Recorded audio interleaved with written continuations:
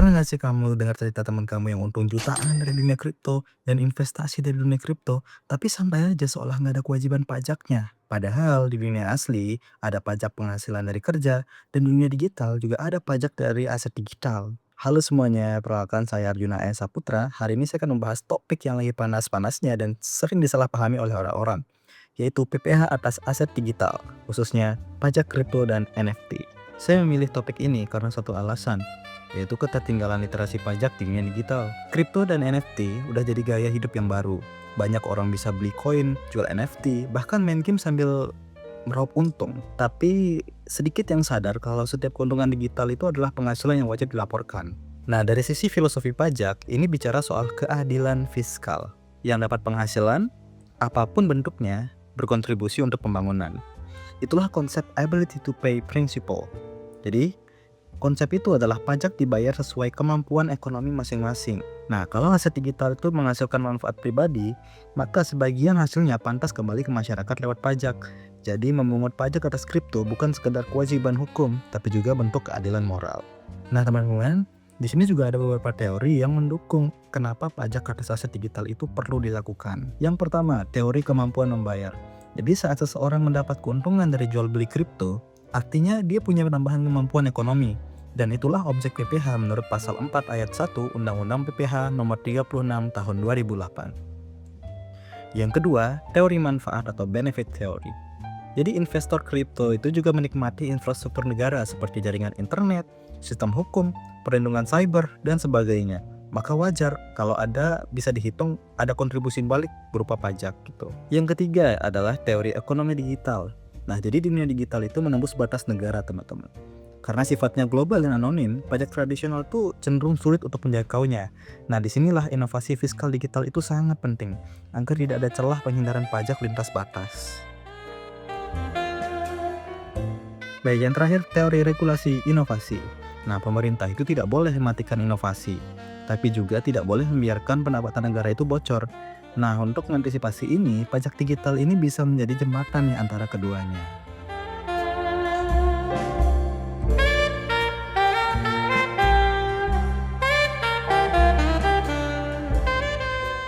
Nah, sekarang kita kan sudah berbicara masalah teori dan secara konsep kita harus berbicara. Nah, sekarang kita masuk ke dasar-dasar hukumnya yang mendukung pajak atas aset digital ini. Di sini ada beberapa hukum, yaitu yang pertama, Undang-Undang Nomor 7 Tahun 2021 tentang Harmonisasi Peraturan Perpajakan atau disingkat UU HPP. Ini adalah fondasi reformasi pajak modern. Undang-undang ini tuh membuka ruang bagi pajak ekonomi digital. Yang kedua, ada Undang-Undang Nomor 36 Tahun 2008 tentang pajak penghasilan yang menyebutkan bahwa setiap tambahan kemampuan ekonomis termasuk transaksi digital adalah objek PPh.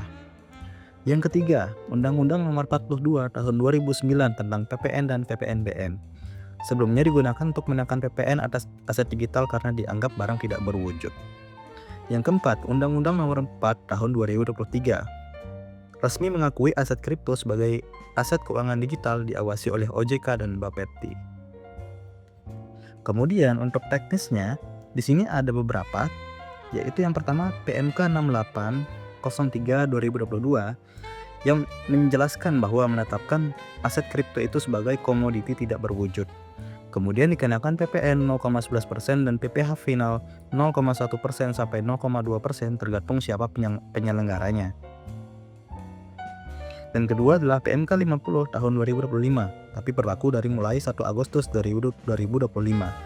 PPN atas kripto ini ternyata dihapus, karena kini aset digital dipersamakan dengan surat berharga.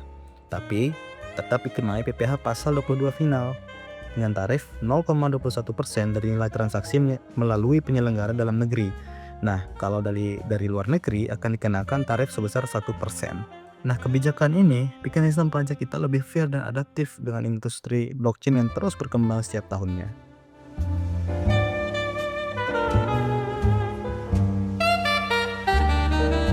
Lalu bagaimana sih perlakuannya di Indonesia untuk saat ini?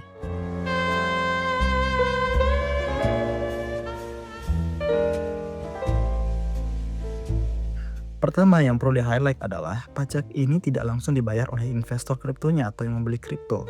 Tetapi pajak ini sudah dipungut langsung dari penyelenggara-penyelenggaranya. seperti Indodax, Pintu, toko kripto, dan sebagainya sudah terdaftar di Bapepti.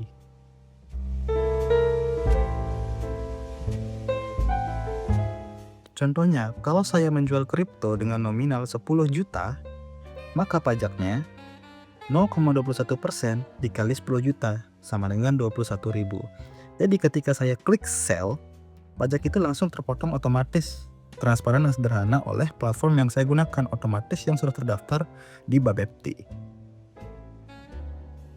Nah, untuk NFT perlakuannya agak beda nih.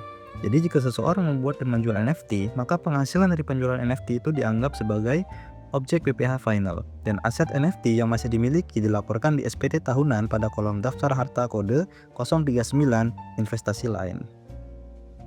Nah, DJP juga sudah membuka jalur pelaporan NFT melalui sistem SPT elektronik supaya investor tidak kesulitan. Namun, apakah ada tantangannya? Pastinya.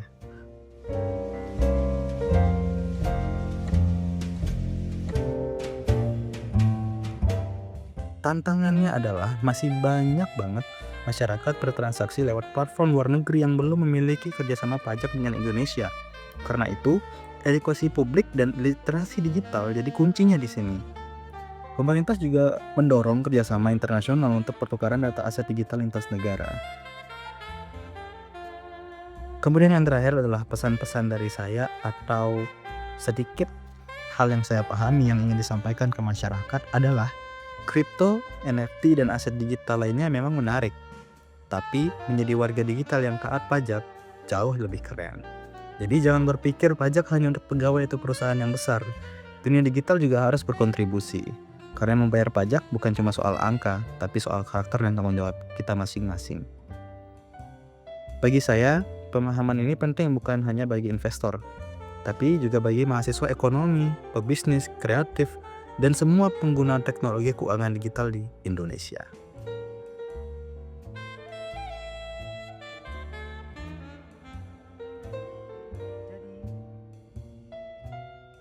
Aset digital boleh virtual, tapi tanggung jawab pajak itu tetap nyata.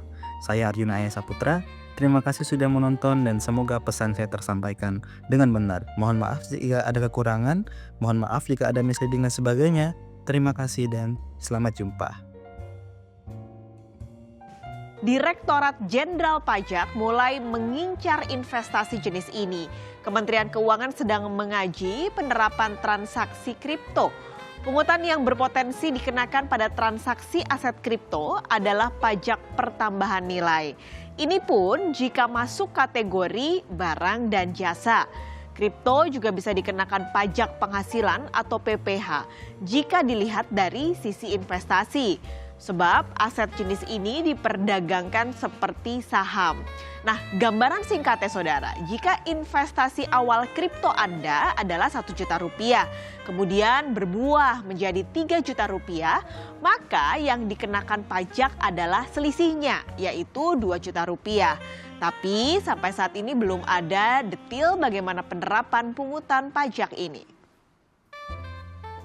Pelaku pasar kripto pun mengaku siap jika sewaktu-waktu transaksinya dikenakan pajak. Pungutan jenis ini dari pemerintah berpotensi menyehatkan ekosistem aset kripto, terutama kontribusi pada negara. Tapi penerapan pajak diharapkan lebih berhati-hati agar tidak mengganjal perkembangan industri.